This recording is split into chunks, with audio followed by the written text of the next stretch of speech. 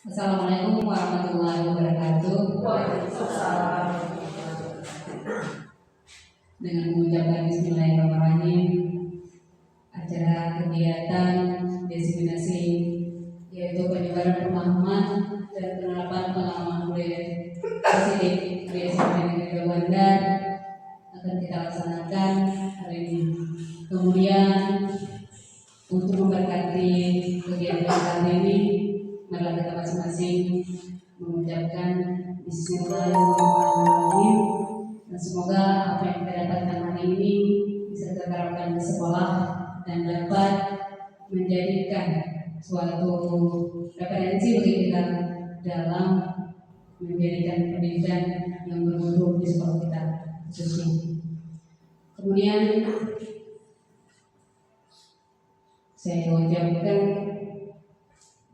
Alhamdulillah dan terima kasih banyak kepada Bapak Ibu yang telah berhadir pada hari ini, yang dapat memenuhi undangan saya dalam kegiatan mensosialisasikan kegiatan penyebaran pemahaman dan penerapan pengalaman budaya positif.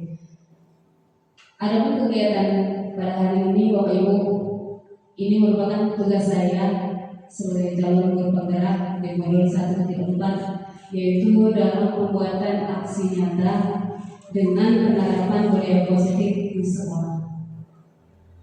Terima kasih Bapak Ibu, saya ucapkan kembali dengan adanya dari Bapak Ibu, maka tugas saya dapat terselesaikan pada hari ini.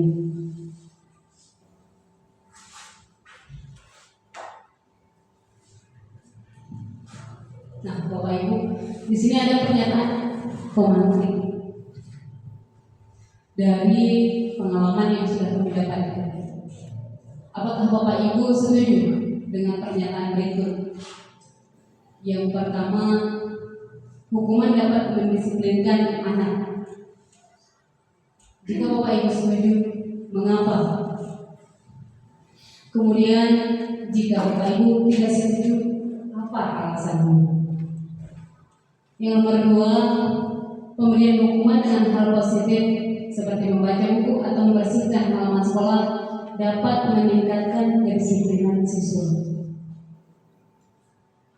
Kemudian yang ketiga, guru mampu menyelesaikan solusi segala permasalahan yang ada di sekolah. Guru mampu menyelesaikan solusi tersebut. Kemudian yang keempat, diharapkan guru menjadi teman bagi siswa, bukan sebagai seorang pembunuh.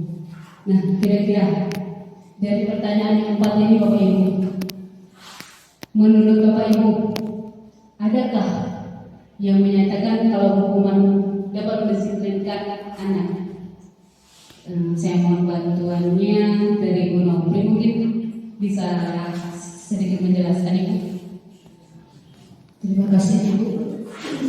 Baiklah, di sini saya akan coba menjawab pertanyaan dari yang nomor 1, yaitu apakah hukuman dapat mendisiplinkan anak. Di sini saya menjawab tidak setuju. Kenapa? Karena hukuman yang diberikan hanya bersifat sementara. Sementara apa? Sementara itu hanya dapat hukuman yang diberikan hanya bersifat sementara untuk membersihkan si anak. Karena si anak hanya takut akan hukuman tersebut. Dia melakukan hal yang positif hanya karena takut dihukum, bukan karena dari niat hatinya sendiri atau dari kesadaran sendiri. Jadi dia terpaksa melakukan hal tersebut. Jadi walaupun kita terapkan hukumannya ya dilaksanakan hanya 1-2 hari berlangsung. Seperti itu dia akan mengulangi kembali hal-hal yang tidak bagus atau kurang disiplin. Sekian dari saya. Baik, terima kasih Bu Nopri telah menyampaikan paparannya tentang hukuman dan dapat mendisiplinkan anak. Menurut Ibu itu tidak setuju. Kenapa? Karena tidak semua hukuman itu dapat mendisiplinkan anak, dan kemudian yang bersifat hukuman itu bisa jadi berupa fisik yang akan menyakiti salah satu siswa ataupun siapapun dia yang kita jadikan sebagai orang yang terhukum. Nah, kemudian yang kedua, Bapak Ibu, pemberian hukuman dengan hal positif seperti membaca buku atau membersihkan halaman sekolah dapat meningkatkan kedisiplinan siswa. Kira-kira Bapak Ibu, siapa ya Bapak Ibu yang bisa menjelaskan menurut Ibu atau Bapak pernyataan ini benar atau salah? Setuju atau tidak? Dan Ibu Dewi bagaimana? Saya akan mencoba menjawabnya.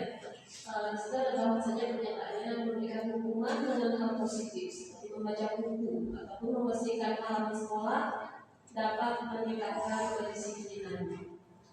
Menurut saya tidak setuju. Kenapa? Yang namanya pun hukuman dalam bentuk apapun tetap hukuman. Artinya, apabila seorang anak melakukan kesalahan dan kita hukum dan kita menuntut untuk tidak melakukannya lagi dan kita memberikan hukuman. Jadi seperti pertanyaan nomor 1 tadi berkaitan dengan pertanyaan nomor 1 bahwasanya mereka itu akan melakukan apa yang kita minta dengan mereka itu karena tekanan, yaitu dengan adanya hukuman. Jadi tetap saja tidak dapat meningkatkan kedisiplinan karena itu mereka melakukan atas dasar takut, ada rasa tekanan dan terpaksa. Itu menurut saya. Terima kasih. Terima kasih Bu Dewi, sempurna sekali jawabannya. Menurut Pak Ibu ternyata kebanyakan kita tidak setuju ya Bapak Ibu. Jadi siapa? Bagi orang yang bisa mengayomi orang lain, kemudian sebagai siswa yang bisa membanggakan yang lain, itu salah satunya. Dan sama halnya seperti kita ini, kita juga berharapan kalau siswa anak kita kelak dapat dibimbing dan dibina oleh guru hebat seperti Bapak Ibu. Inilah salah satu tanggung jawab kita Bapak Ibu di dalam menjalankan tugas sebagai pendidik. Karena yang pertama adalah keluarga, dan yang kedua mungkin keadaan seperti Pak Polri bilang, dalam keadaan tidak ada kesalahan atau waktu di sekolah. Itulah salah satunya. Terima kasih Bapak Ibu untuk kasihnya, untuk kegemarannya yang jelas dengan adanya adalah pasti setelah saya meminta apa isi yang terdapat di dalamnya. Baik, terima kasih Bapak Ibu.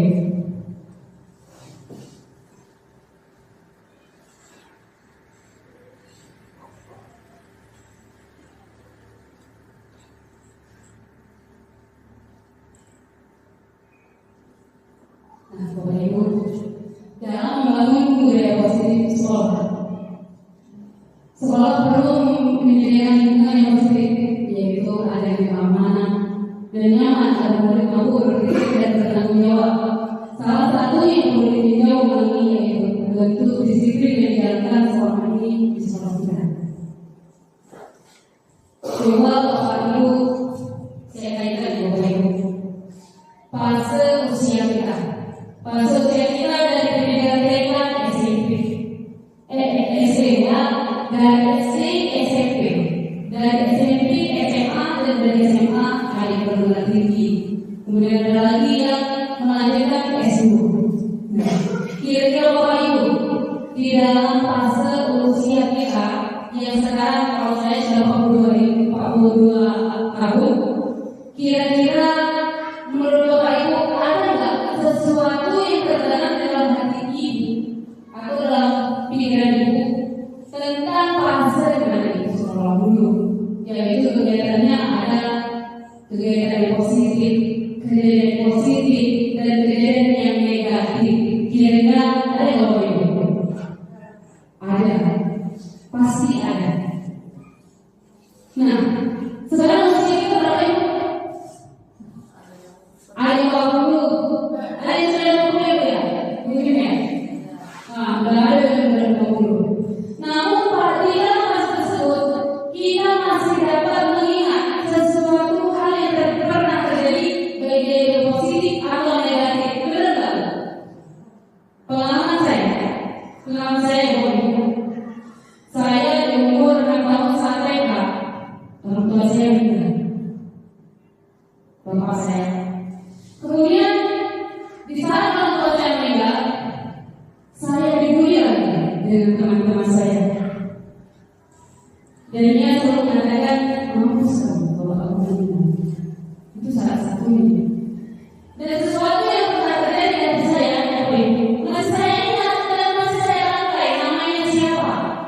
Itu salah satunya. Kenapa? Karena itu menyentuh perasaan kita bahwa kita masih sakit dalam hati kita karena kita juga tidak ingin pada kasus itu. Itu istilahnya. Jadi intinya seperti yang kita sampaikan pertama tadi, hukuman itu bukanlah hal yang mendisiplinkan siswa. Yang jelas segala sesuatu yang akan kita lakukan pada siswa itu akan dikenang balik. Dikenang balik usia dia seberapa, walaupun sudah tua usianya itu tetap akan dikenang balik. Jadi kalau bisa Bapak Ibu di dalam kegiatan hukum siswa, hukumlah dia disiplin positif saja. Jangan sampai hukum dengan sesuatu yang menurut kita itu baik bagi pada fisiknya akan berdampak negatif. Karena kita tahu bahwa Ibu fisik dan kita itu sama. Ada yang fisiknya lemah, ada yang fisiknya kuat. Walaupun kita tertampar, dia tidak akan merasa sakit.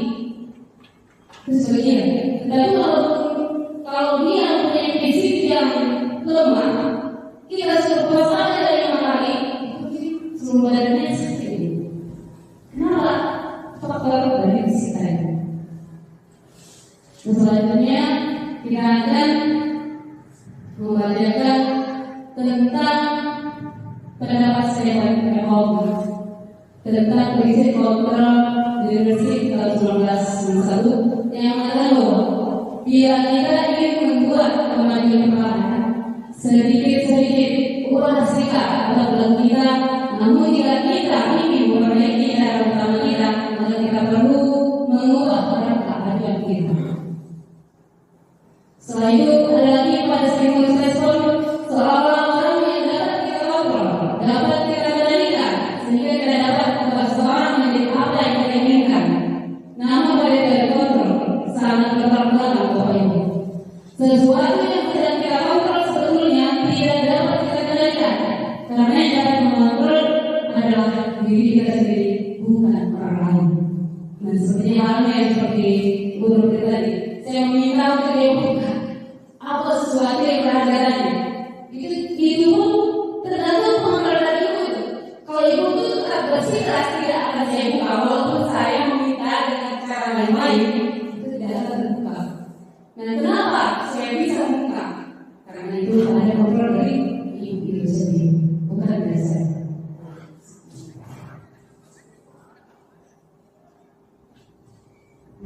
Ini ada disertasi tentang demokrasi. Di sini ada yang misi bahwa guru dapat mengontrol murid. Kemudian yang kedua ada yang misi bahwa kritik dan membuat rasa bersalah mampu menguatkan karakter. Dan yang ketiga misi bahwa orang dewasa berhak memaksa. Kemudian yang keempat misi bahwa semua badan positif efektif dan bermanfaat. Dari keempat ilusi kontrol tadi Bapak Ibu, ternyata ilusi guru mengontrol murid. Pada dasarnya dia tidak dapat memaksa murid untuk berbuat sesuatu jika murid tersebut memilih untuk tidak melakukannya. Walaupun dapat kita sedang mengontrol perilaku murid tersebut, hal ini karena murid tersebut mengizinkan dirinya untuk dikontrol.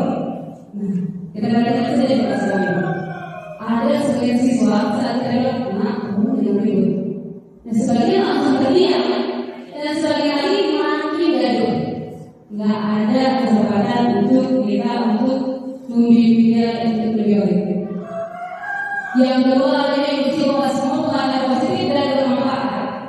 Ada pengajaran positif atau bukan ada bentuk-bentuk kontrol. Segala usaha untuk pengajaran murid agar mengulangi perilaku tertentu adalah suatu usaha atau mengontrol murid tersebut. Kemudian yang ketiga, adanya ilusi bahwa ketika ada membuat orang merasa bersalah dapat mengangkat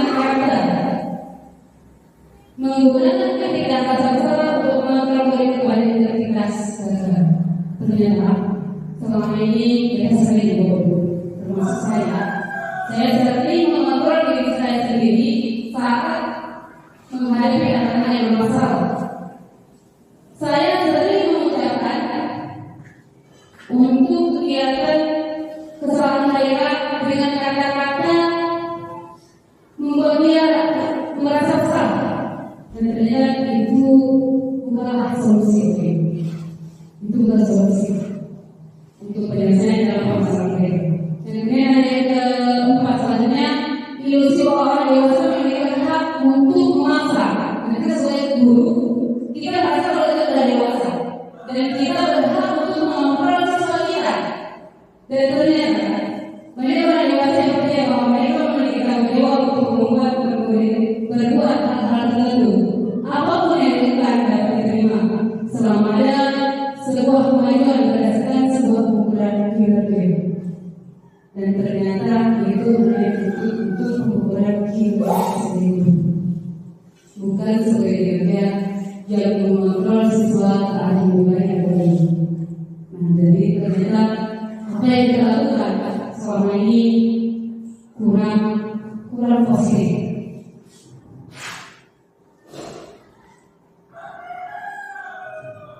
Nah, kemudian di sini ada tabel mengubah paradigma stimulus respon ke pendekatan teori kontrol. Nah, di sini itu yang pertama adanya stimulus respon. Kemudian tabel yang kedua teori kontrol.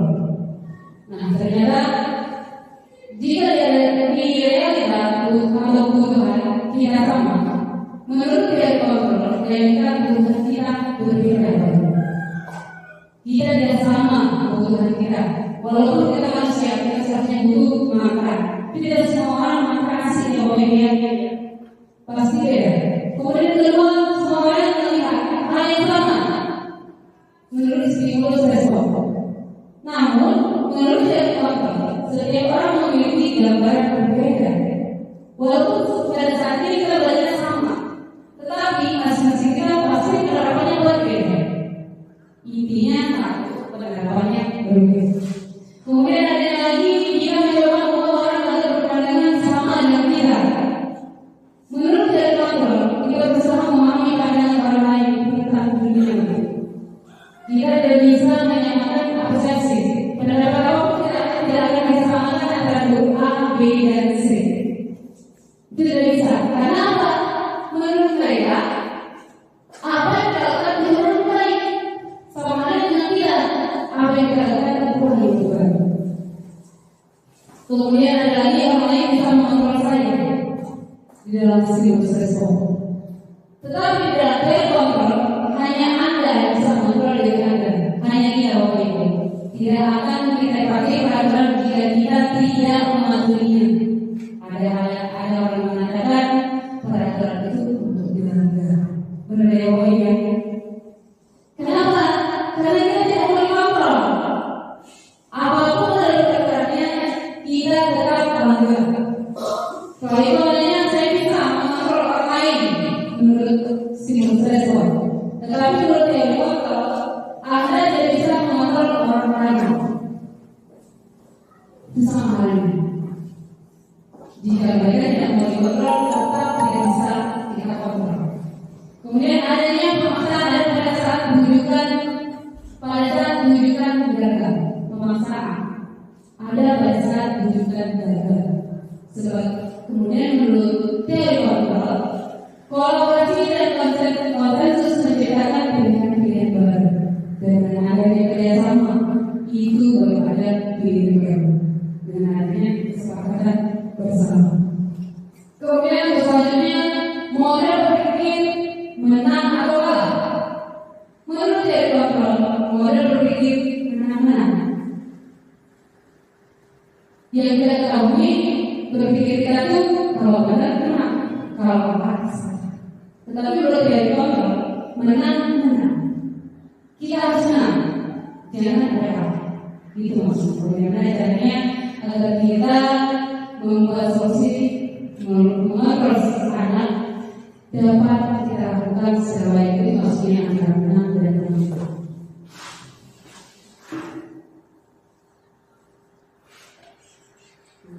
didahulukan di strategi berdisiplin positif.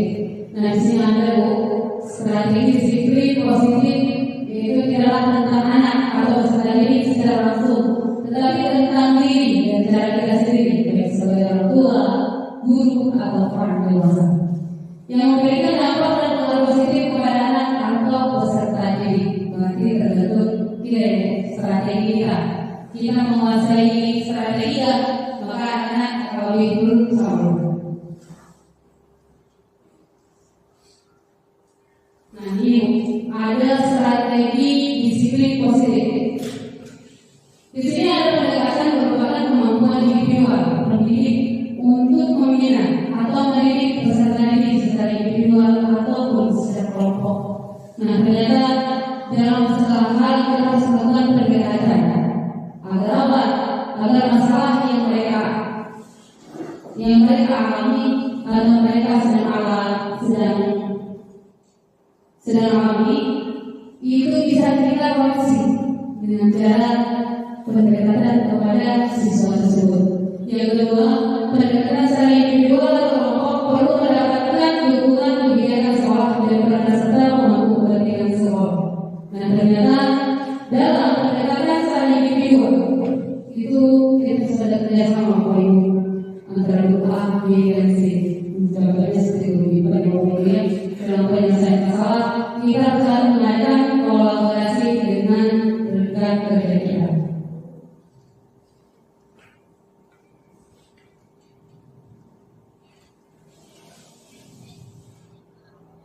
Bapak Ibu, di sini ada nilai-nilai kebajikan. Nilai-nilai kebajikan itu nilai yang positif, yaitu sifat-sifat positif manusia yang merupakan tujuan dunia yang ingin dicapai setiap individu.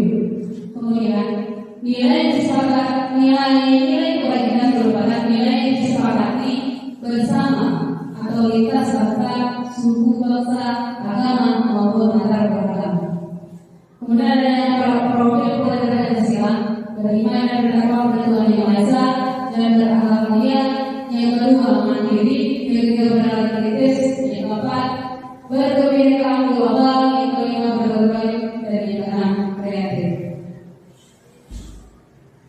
Nah, ternyata itu dari motivasi perilaku manusia, kita dipengaruhi oleh dua motivasi, yaitu adanya motivasi ekstrinsik, kemudian yang kedua adanya motivasi intrinsik.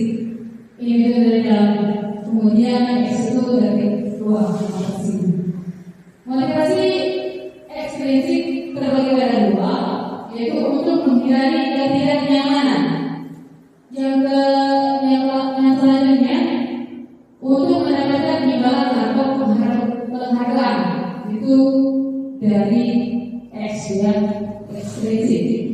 Kemudian adanya motivasi intrinsik, yaitu untuk menjadi orang yang mereka inginkan dan menghargai diri sendiri dengan nilai-nilai yang mereka percaya.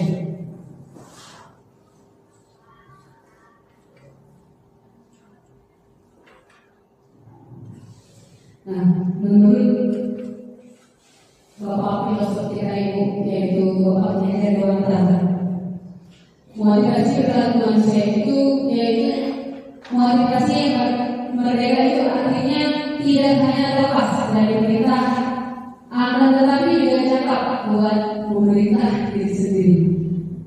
Kemudian motivasi internal adalah motivasi di mana perilaku seseorang untuk melakukan atau mencapai sesuatu demi dirinya sendiri, yaitu dengan kecerdasan, disiplin positif dan sikap berbeda. Nah, Bapak Ibu pernah dengar dengan keyakinan keras? Bapak Ibu pernah dengar kata keyakinan keras?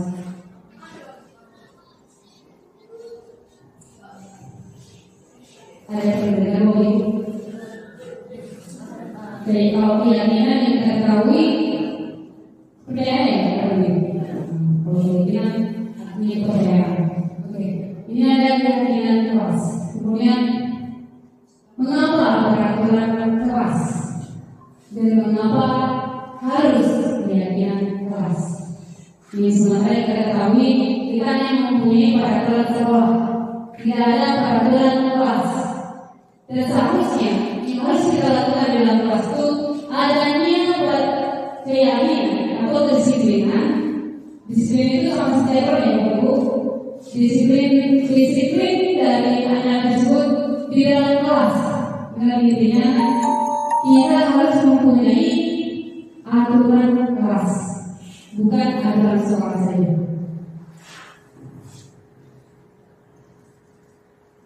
Nah, di sini ada pertanyaan lagi. Mengapa pada saat COVID-19 memiliki peraturan 3M, yaitu menggunakan masker, mencuci tangan, dan menjaga jarak? Kemudian pertanyaan kedua, mengapa kita memiliki peraturan harus datang tepat waktu pada saat mengikuti pelatihan? Nah, ternyata Bapak Ibu, ini merupakan bentuk dukungan atau motivasi intrinsik kembali ke nilai-nilai, keyakinan-keyakinan, lebih menggerakkan seseorang dibandingkan mengikuti serangkaian peraturan-peraturan. Misal, jika sering menggunakan dalam peraturan dilarang merokok, itu merupakan peraturan sekolah yang baru. Tetapi kenapa kita buat dengan keyakinan? Keyakinan itu intinya dia itu ada yang tanggung jawab mereka, adanya saling menghargai antara tua dan muda, kemudian sama teman. Kenapa kita buat keyakinan? Jadi dengan adanya keyakinan mereka bahwa melakukan hal ini tidak baik, mereka langsung memberhentikan apa yang mereka buat. Dan tidak akan mengulangi lagi. Jika dengan peraturan biasanya diterapkan lagi ke hukuman, bukan lagi ke kedisiplinan dari siswa. Nah, ini Bapak Ibu, yang kami harapkan dari pembelajaran kita nantinya, intinya kita dapat menerapkan di dalam kelas adanya keyakinan atau membuat kesepakatan kelas yang mana keyakinan tersebut lebih ringkas daripada peraturan. Dia berlakunya hanya di dalam kelas. Kemudian yang kedua berupa pernyataan universal, pernyataan yang dibuat secara bersama berupa diskusi antara guru dan siswa dalam kelas. Kemudian yang selanjutnya dibuat dalam bentuk kalimat positif.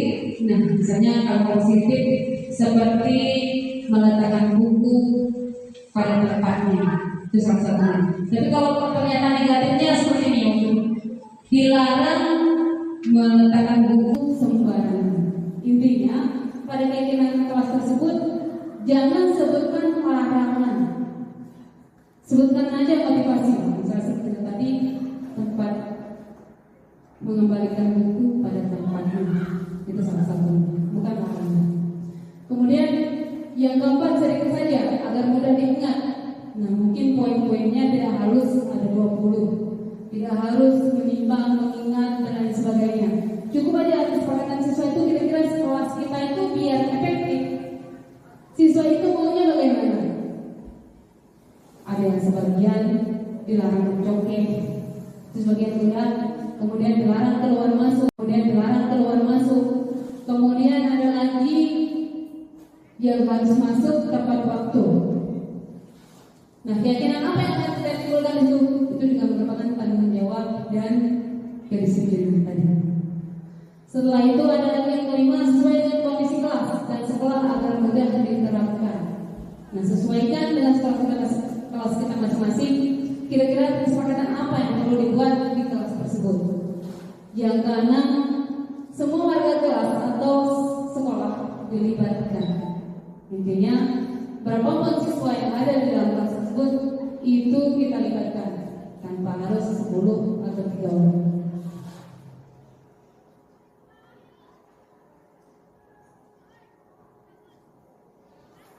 Nah, ini ada contohnya Bapak Ibu untuk menentukan keyakinan kelas dari peraturan yang biasa merupakan peraturan hadir di sekolah 15 menit sebelum pembelajaran dimulai. Nah, ini mempunyai keyakinan yaitu menghormati komitmen. Kemudian yang kedua, di dalam peraturan dilarang mengganggu orang lain. Apa keyakinan yang akan tertera? Menghormati orang lain. Jadi dengan keadaan seperti itu, mereka akan lebih menghormati orang lain. Kemudian adanya peraturan dilarang melakukan kekerasan. Nah, keyakinan yang terdapat di dalam peraturan tersebut adanya keselamatan, menghormati orang lain. Dan kemudian ada lagi di dalam peraturan dilarang merokok. Ternyata keyakinan yang dimaksud di sana adalah adanya kesehatan. Kita harus menjaga kesehatan.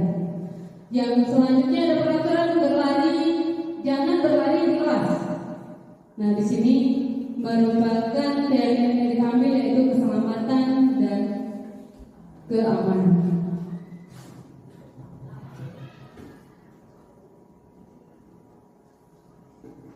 Kemudian ini tahapan dari pembuatan keyakinan kelas. Yang pertama harus kita lakukan berdiskusi mengenai peraturan.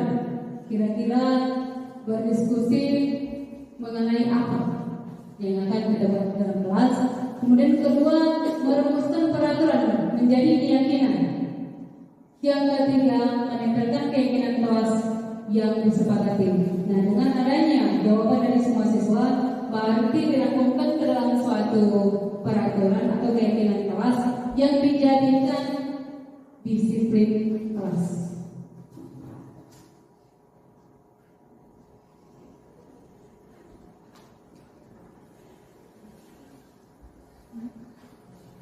Nah, ini ada kasus Bapak Ibu tentang hukuman dan penghargaan. Di sini ada kasus yaitu antara Pak Reno dengan siswa dia. Kegiatan ini dia kurang menguasai pelajaran matematika, sehingga pada saat pembelajaran tersebut berlangsung, ia lebih banyak berdiam diri atau menggambar di buku pelajarannya. Pada saat Pak Reno menanyakan pertanyaan kepada dia, namun dia menjadi gugup dan tak sengaja dia menjatuhkan tasnya dari kursi. Dan tiba-tiba dia menjadi gagap. Kemudian seluruh isi kelas menentangkan dia, dan malunya luar biasa. Melihat perilaku dia yang tergagap dan terkejut tersebut, Pak Reno malah meminta dia untuk maju ke depan dan berdiri di depan kelas sambil menunjuk hidungnya karena tidak bisa menjawab pertanyaan Pak Reno. Kemudian kelas makin gaduh dan seisi kelas pun tertawa karena melihat dia memegang hidungnya. Kira-kira Bapak Ibu, perlakuan Pak Reno yang kasus di atas tadi, menurut Bapak Ibu, apakah Bapak Ibu setuju dengan tindakan Pak Reno terhadap dia? Jika setuju, mengapa? Jika tidak, kenapa? Kemudian yang kedua, menurut Bapak Ibu, tindakan Pak Reno terhadap dia adalah merupakan suatu hukuman atau konsekuensi. Nah, Bapak Ibu, saya mohon untuk dituliskan di kertas post-it.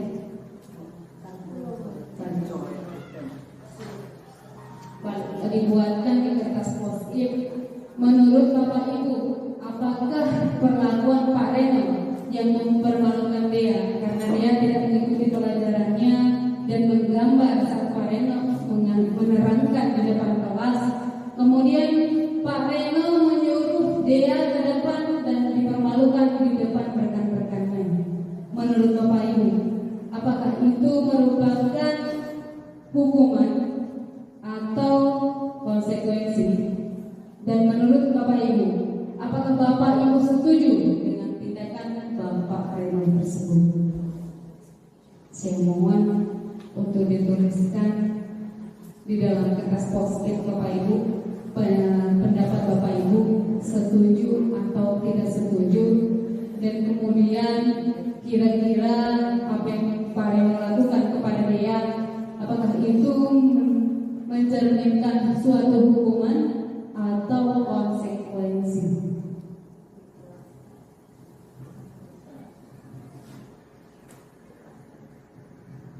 Sebentar aja, 3 menit saya berikan waktu.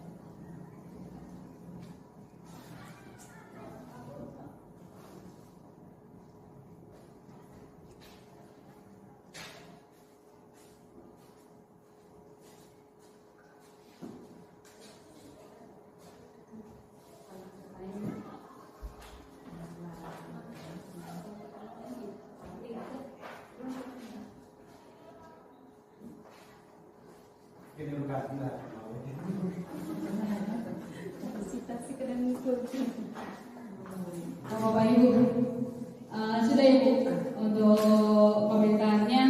Boleh Bapak Ibu tempelkan di sini aja Ibu, di kertas karton yang sudah saya sediakan. Kita tempelkan di sini aja.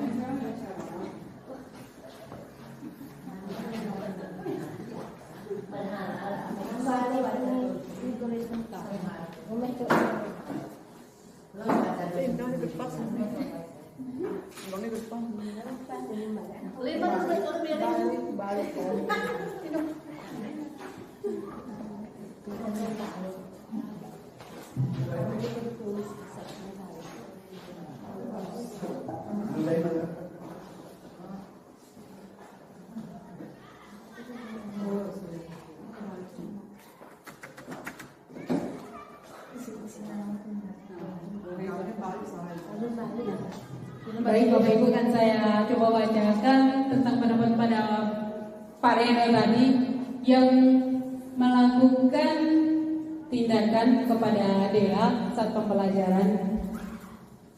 Menurut ini salah satu ibu tidak setuju karena tindakan Pak Reno menjatuhkan mental Dea.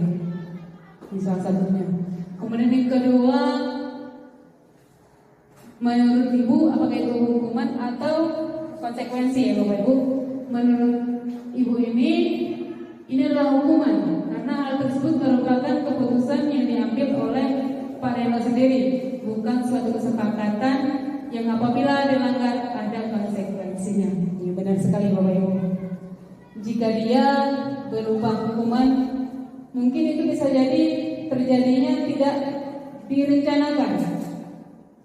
Jadi Pak Reno langsung mengambil suatu tindakan yang tanpa menanyakan dulu, tanpa ada menstabilkan kondisi dulu dengan si Dea. Dia langsung ambil tindakan. Kalau dia disuruh maju dan kemudian para rekannya menertawakan dia, sama halnya Pak Reno menjatuhkan mental dari si Dea.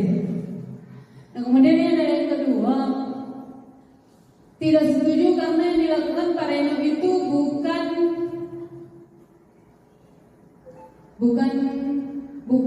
hal atau bukan berupa konsekuensi. Yang Pak Reno lakukan adalah merupakan hukuman. Benar ya Bapak Ibu, sama seperti jawaban Ibu tadi. Yang selanjutnya tidak setuju dikarenakan dapat mengucilkan si anak tersebut dan dapat berdampak negatif. Nah, itu merupakan salah satu hukuman, namun itu bukan hukuman yang benar atau bukan konsekuensi ya Bapak Ibu. Kemudian kelakuan yang dilakukan oleh tindakan yang dilakukan oleh Pak Reno menurut Ibu ini itu menjatuhkan mental dari siswa, dan apa yang Pak Reno lakukan itu merupakan suatu hukuman. Nah, ada lagi menurut Ibu ini tidak setuju karena dengan tindakan Pak Reno dapat membuat anak menjadi minder. Benar sekali ya Bu ya, dia merasa sangat malu dan bisa jadi setelah pulang sekolah besoknya dia tidak akan sekolah lagi karena dipermalukan di depan kelas. Kemudian yang kedua adanya suatu hukuman yang dilakukan oleh Pak Reno merupakan suatu hukuman karena tidak melakukan penyelesaian dulu ya Bu ya dengan dia, tidak ada menanyakan kenapa dia belajarnya nggak fokus, tidak ada pertanyaan seperti itu.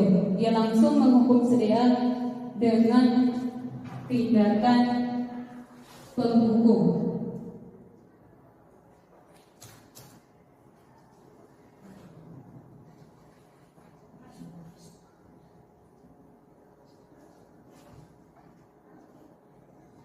Nah, Bapak Ibu, di sini ada kebutuhan dasar manusia. Yang pertama bertahan hidup, yang kedua adanya kasih sayang, yang ketiga adanya kebebasan, dan yang keempat adanya kesenangan, yang kelima sebagai penguasaan atau sebagai power. Nah, ternyata Bapak Ibu, kebutuhan dasar manusia itu yang pertama bertahan hidup, kebutuhan bersifat fisiologis untuk bertahan hidup, misal kesehatan, rumah, dan makanan. Kemudian yang kedua adanya kasih sayang yang bisa diterima. Berarti yang dilakukan oleh Pak Reno tadi bukan tidak adanya kasih sayang, yang dia tidak diterima dengan kelakuannya seperti itu. Yaitu kebutuhan ini berhubungan dengan kebutuhan psikologis, yaitu kebutuhan untuk disayangi dan diterima dan menjadi bagian dari suatu kelompok. Sama halnya kalau dalam proses itu tadi itu kelompok bukan dia akibat kegiatan yang dilakukan oleh Pak Reno tadi, dia tidak akan lagi diterima di kelompoknya dan jadinya dia akan menjadi berbelakang para rekannya. Dan kemudian yang ketiga adanya kebebasan, yaitu kebutuhan akan kemandirian, memiliki pilihan dan mampu mengendalikan hidup seseorang. Nah, anak-anak Bapak Ibu, dia butuh kebebasan dalam belajar dan lain sebagainya. Yang biasa kita terapkan dalam sekolah atau di kelas, kita mengelompokkan siswa itu sesuai dengan keinginan kita. Dan ternyata manusia itu adalah manusia yang mempunyai pola pikir berbeda. Jadi keinginan juga berbeda, kemauan juga berbeda. Jadi jika dalam pembuatan kelompok, alangkah baiknya kita kelompokkan saja sesuai keinginan mereka. Yang biasa kita lakukan, saya sendiri melakukan pembuatan kelompok itu, saya memaksa sekolah harus dengan sekolah, sekolah. Dan ternyata itu bukan suatu kebebasan bagi siswa Bapak Ibu. Kemudian ada lagi 4 yang kesenangan, yaitu kebutuhan untuk merasa senang, ialah kebutuhan mencari kesenangan, bermain dan tertawa. Nah, dalam pembelajaran sering dipertanyakan, anak-anak bagaimana kabar hari ini? baik ibu. Sebagian ada yang nggak jawab, dan ternyata anak-anak tersebut mengalami sesuatu, adanya masalah di dalam keluarganya di rumah. Jadi pada saat dia datang ke sekolah, saat ditanya bagaimana kabarnya, dia tidak akan menjawab. Itulah salah satunya pemetaan yang kita lakukan di dalam kelas. Kemudian adanya penguasaan kebutuhan, pengakuan atas kebutuhan, ialah kekuatan untuk mencapai suatu menjadi kompeten, menjadi terampil, contohnya diakui atas prestasi dan keterampilan kita, didengarkan dan memiliki rasa harga diri. Nah, itu biasa dalam pembelajaran dibuat Bu ya.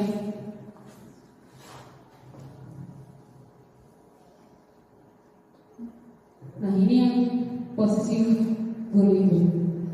5 posisi kontrol terhadap murid. Yang pertama, guru sebagai penghukum.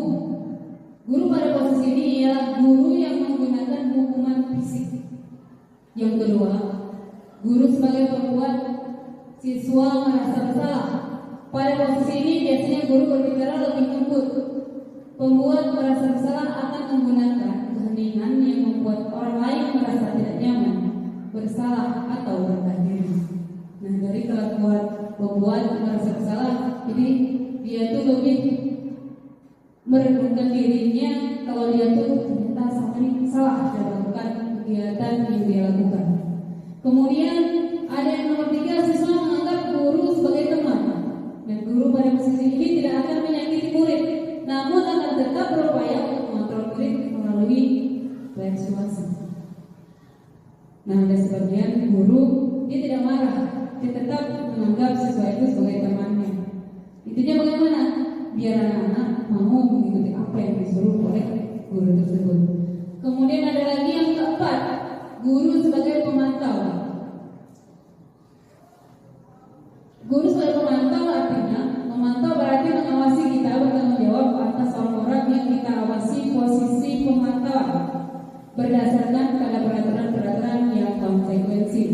Dan kemudian yang kelima, guru sebagai manajer adalah posisi di mana guru berbuat sesuatu bersama dengan murid, mempersilahkan murid mempertanggungjawabkan perilakunya, mendukung murid agar dapat menemukan solusi permasalahan sendiri.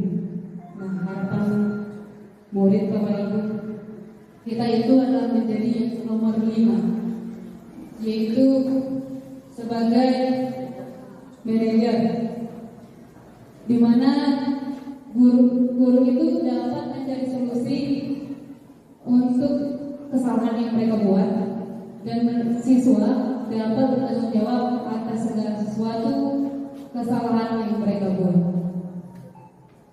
Nah, ada lagi untuk menyelesaikan permasalahan Bapak Ibu. Jadi kita butuh tahapan segitiga restitusi. Dengan cara apa? Yang pertama, menstabilkan identitasnya, stabilkan dulu anak tersebut. Baru kita validasi tindakan yang salah. Kira-kira apa permasalahannya yang menyebabkan anak tersebut berbuat salah. Dan yang ketiga, menanyakan keyakinannya. Kira-kira itukah tingkah laku yang sehari-hari yang dilakukan ini? Itu salah satunya. Jika bukan, berarti itu mungkin faktor sesuatu. Nah, ini ada contoh menstabilkan identitas. Pertanyaannya seperti, setiap orang pasti pernah melakukan kesalahan. Kemudian kedua, kamu bukan salah satu yang pernah melakukan ini, bukan? Itu salah satunya untuk menstabilkan anak-anak. Kemudian yang kedua, adanya validasi kebutuhan. Contoh pertanyaannya, padahal kamu bisa melakukan yang lebih buruk dari ini ya. Kamu pas. Yang kedua, kamu pasti mempunyai alasan kenapa melakukan hal ini. Kita validasi dulu kenapa mereka melakukan kesalahan tersebut. Kemudian yang ketiga, menanyakan keyakinan. Contoh dari pertanyaannya, keyakinan kelas apa yang telah kita yakini. Nah, seperti misalnya piketnya kalau datang, keyakinan apa yang sudah kita buat dalam kelas, yaitu disiplin. Misalnya harus datang tepat waktu, baik sebagai piket ataupun sebagai siswa dalam mengikuti pelajaran. Kemudian yang kedua ada pertanyaannya, kamu ingin menjadi orang seperti apa? Nah, tentunya mereka akan menjawab, yang baik ya Bapak Ibu, yang positif, bukan yang negatif. Itu intinya. Nah Bapak Ibu, ternyata setelah sekian menit dan jam kita di sini, ini merupakan kesimpulan dari kegiatan kita hari ini, yaitu adalah kita belajar bersama, berkolaborasi, saling mendukung demi mewujudkan disiplin positif di sekolah kita sehingga dapat menciptakan karakter program Pancasila tadi. Nah, sesuai dengan visi kita, yaitu memiliki peserta didik yang berakhlak mulia, cekatan, dan mampu menyesuaikan diri dan berkomunikasi sesuai zaman. Itu udah visi dari disiplin di bawah. Nah, semoga dengan adanya kegiatan ini Bapak Ibu ada sedikit pencerahan dan